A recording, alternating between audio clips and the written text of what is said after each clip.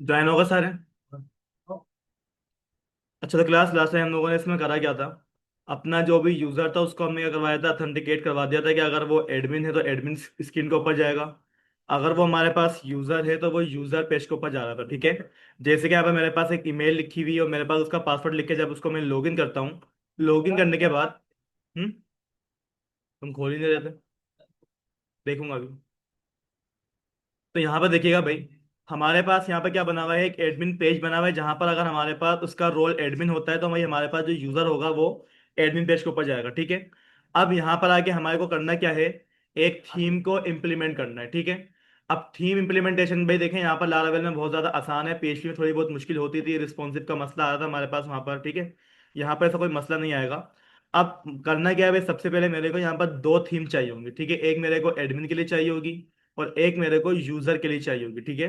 तो सबसे पहले मैं यहाँ पर आ जाता हूँ अपने वेब पेज के ऊपर और यहाँ पर आके मैं सर्च क्या कर लूंगा, स्कूल, ठीक है। स्कूल साइट थीम वेगन आप लोग यहाँ पर सर्च करेगा, इंटर करेंगे।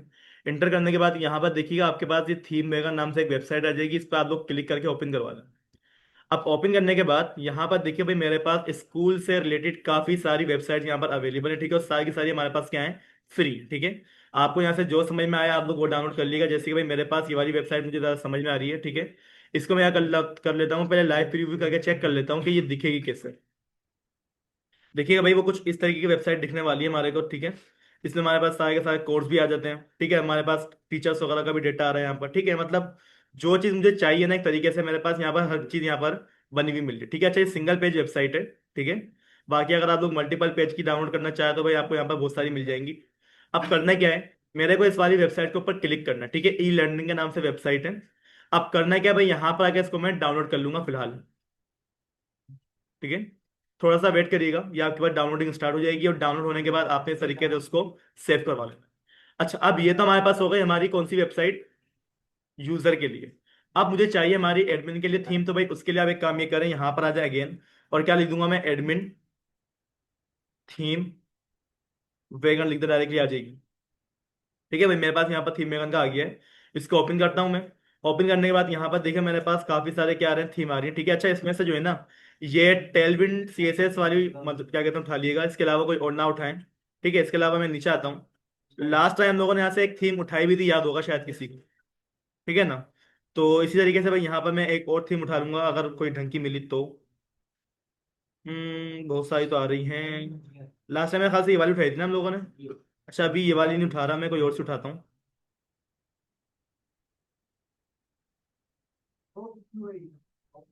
नहीं, इसमें अच्छी नहीं लग रही। अच्छा भाई, मेरे पास जो है ना एक थीम डाउनलोड है वैसे ही, मैं उसी को यूज कर रहा हूँ। बाकी आपको जो इसमें समझ में आना आप उठा लिएगा। मेरे पास यहाँ पर एक डाउनलोड है, थीम अवेलेबल है मेरे पास।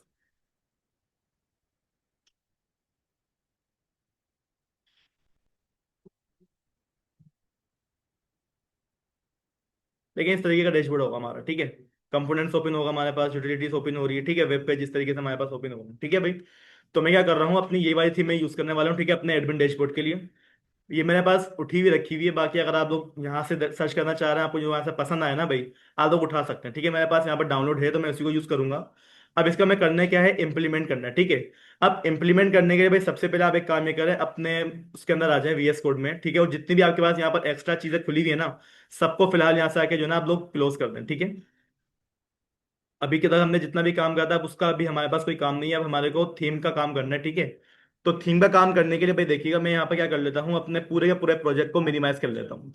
अब एक बात का ख्याल रखिएगा कि जितनी भी हमारी सीएसएस होती है ना भाई, वो सारी की सारी हमारे पास कहाँ पर होती है, हमारे पब्लिक के फोल्डर के अंदर हो, ठीक है। इसको मैं ओपन करवाता हूँ। ओपन करवाने के बाद यहाँ पर देखिएगा मेरे पास स्टाइल नाम से हम लोगों ने ये लॉगिन और रजिस्टर के लिए पेज बनाकर रखा हुआ था, ठीक है। उसके लिए हमारे पास ये थीम है। अब करना क्या है मेरे को, पब्लिक फोल्डर के अंदर ही मेरे को दो फोल्डर चाहिए, एक यूजर नाम से और एक एडमिन नाम से। वजह क्या है, क्योंकि भाई जो हमारे पास यूजर की थीम है और हमारे पास जो एडमिन की थीम है, दोनों फाइलों के अंदर आपको जो चीजें मिलेंगी, जो उसके कंपोनेंट्स मिलेंगे, सीएसएस की फाइलें मिलेंगी, जेएस की फाइलें मिलेंगी, उनका नाम सेम होगा। इससे क्या नुकसान होगा हमारे को, एक चीज आ जाएगी और दूसरी चीज वहां से डिलीट हो जाएगी, ठीक है। तो यूजर का हमारे पास सीएसएस का काम है, वो हम यूजर के फोल्डर में रखेंगे। हमारे पास जो एडमिन का सीएसएस का काम होगा, हम कहाँ पर रखेंगे उसको, एडमिन फोल्डर के अंदर ही रखेंगे, ठीक है। तो इसी वजह से मैं एक काम ये करता हूँ कि पब्लिक के अंदर आता हूँ, एक न्यू फोल्डर में क्रिएट करवाता हूँ, किसके नाम से, यूजर नाम का, ठीक है। और उसी पब्लिक फोल्डर में मैं अगेन आता हूँ, और यहाँ पर आके मैंने एक और नया फोल्डर बना लिया है, किस नाम से, एडमिन नाम का, ठीक है। एक फोल्डर में हमारे पास सीएसएस होगी यूजर के लिए, एक फोल्डर में हमारे पास सीएसएस होगी किसके लिए, एडमिन के लिए, ठीक है। अभी तक मैंने बस इतना काम करा है। अब जरा फाइल ओपन करें अपनी। सबसे पहले मैं अपनी वेबसाइट के ऊपर आता हूँ, ठीक है। वेबसाइट हम लोगों ने क्या कर ली है, डाउनलोड कर ली है, ठीक है, ये वाली स्कूल वाली, ई लर्नर के नाम से। इसको पहले आप क्या करें, एक्सट्रैक्ट करवा लें, ठीक है।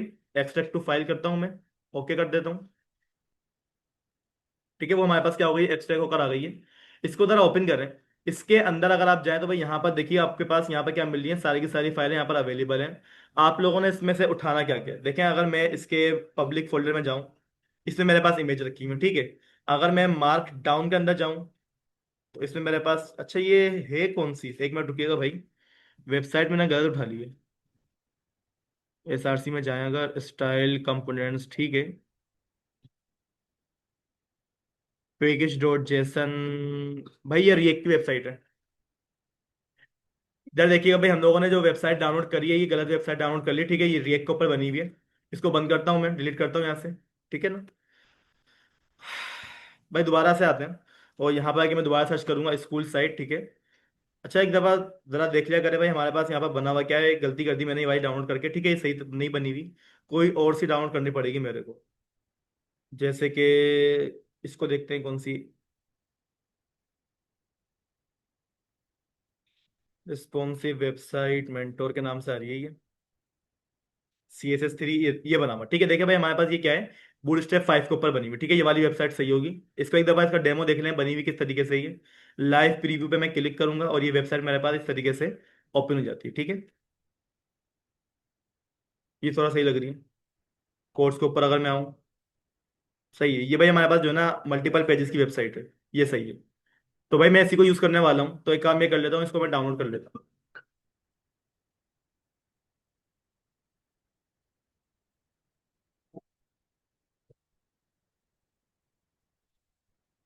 चलिए इस वाली वेबसाइट को जरा एक्सट्रैक्ट करें हम लोग। हो गई एक्सट्रैक्ट, इसको ओपन करवाते हैं। ये आ गए हमारे सारे के सारे पेजेस, ठीक है। मतलब ये वाली जो साइट है भाई, बिल्कुल हमारे पास सही उठी है। अब करना क्या है भाई, इसके अंदर से मेरे को ये जो एसेट का फोल्डर है ना, ये उठाना है। और ये फॉर्म्स के अंदर, अच्छा ये अलग पेज बना हुआ है, इसको छोड़ दें। भाई देखिए मेरे पास यहाँ पर एक फोल्डर बना हुआ है, किस नाम से, एसेट्स नाम का, ठीक है। इसको हम क्या करेंगे, यहाँ से कंट्रोल C से मैं कॉपी करता हूँ, कॉपी। और कॉपी करने के बाद मैं अपने VS कोड में आ जाता हूँ। अब ये जो हमारे पास थीम है, वो किसके लिए बनी हुई है, यूजर के लिए बनी हुई है। तो मैं एक काम ये करता हूँ कि यूजर वाले फोल्डर के ऊपर मैं क्लिक करूंगा। क्लिक करने के बाद कंट्रोल V प्रेस करके उसको हम क्या कर लेंगे, यहाँ पर पेस्ट करवा लेंगे, कंट्रोल V। कॉपी नहीं हुआ वहां से सही से, वो दोबारा से मैं आता हूँ। कंट्रोल C से कॉपी करा मैंने, ठीक है।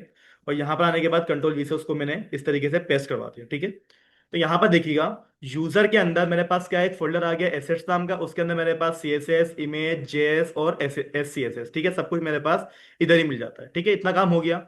अब ये हमारे पास काम हुआ है यूजर के लिए। अभी इसी तरीके से हमारे पास जो एडमिन की CSS है भाई, मेरे को वो भी तो चाहिए। तो उसके लिए मैं एक काम ये करता हूँ, अपनी एडमिन वाले पेज के ऊपर आ जाता हूँ, ठीक है। मैं इसके बाहर निकल जाऊंगा मेंटोर के अंदर से, और मेरा जो एडमिन डैशबोर्ड पड़ा हुआ है वो मेरे पास ये पड़ा हुआ है, ठीक है। इसके अंदर मैं जाता हूँ इस फोल्डर में।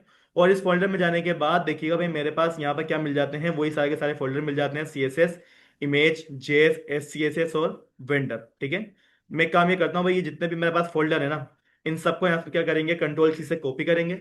कॉपी करने के बाद मैं अगेन अपने VS कोड में आता हूँ, ठीक है। और यहाँ पर आके हमारे पास जो ये एडमिन वाला फोल्डर है, इसके अंदर मुझे क्या करना है, वो सारी की सारी चीजें कंट्रोल V से पेस्ट करवाते हैं, ठीक है। मैं देखें जिस तरीके से बता रहा हूँ, सेम इसी तरीके से करिएगा, ऐसा ना हो। देखें, इमेज का फोल्डर यहाँ पर भी है, इमेज का फोल्डर यूजर के पास भी है। इसी वजह से मैंने क्या करा है, दोनों चीजों को अलग अलग रखवाया, ताकि एडमिन की चीजें एडमिन वाले फोल्डर से आनी चाहिए हमारे पास, और जो यूजर की चीजें वो हमारे पास यूजर वाले फोल्डर में से ही आनी चाहिए, ठीक है। इसी वजह से मैंने इसको अलग अलग करवाया। चले इतना काम हो गया ना। अब अगला काम क्या करना है, हमारे को थीम यहाँ पर चाहिए होगी, ठीक है।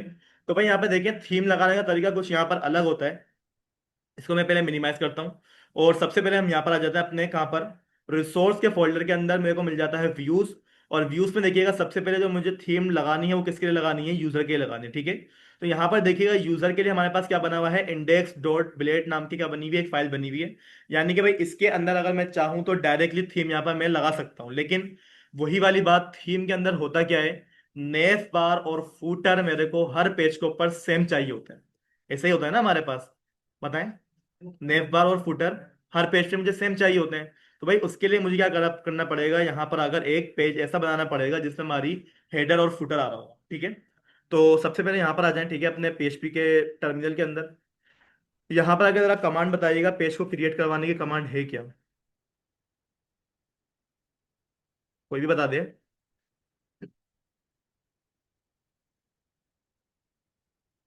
अच्छा भाई क्या हो गया।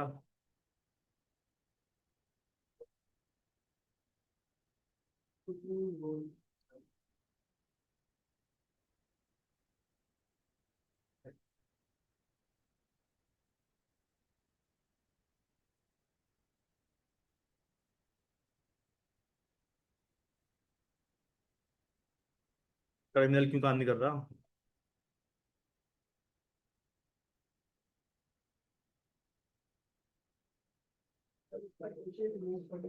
हम्म। इसका कहाँ से होता है। कमांड लिखी नहीं जाए तो कमांड लिखूंगा कहाँ से मैं। सर वो ऊपर लिखी जाती है ना sir, control shift plus P दबाएंगे ना सर, ऊपर आ जाते हैं नोटिफिकेशन। Ctrl+Shift+P। यस सर, यहाँ पे वो कमांड मैं बताऊं सर। बताओ। ठीक है सर, देखिए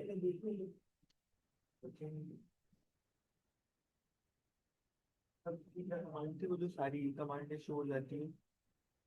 PHP आर्टिसन।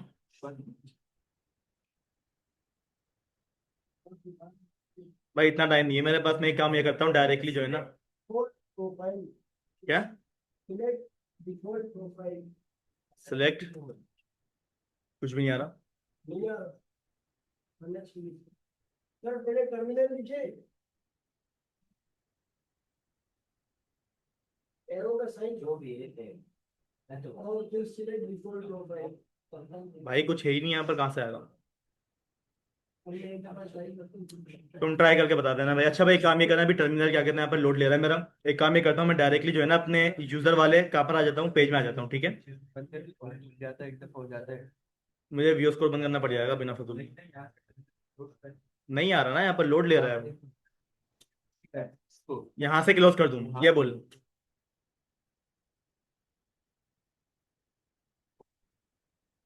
नहीं आ रहा।